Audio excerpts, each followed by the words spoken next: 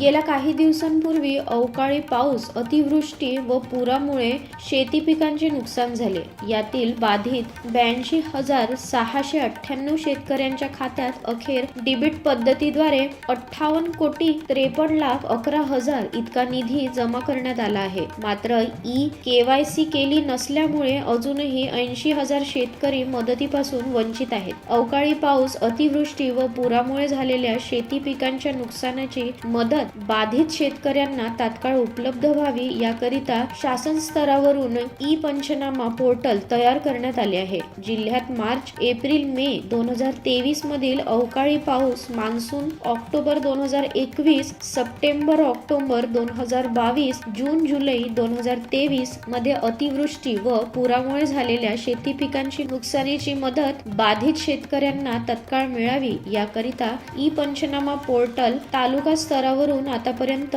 1,76,201 बाधित शेतकऱ्यांची यादी अपलोड करण्यात आली असून जिल्हा स्तरावरून नोंदी मान्य करण्यात आलेल्या आहेत.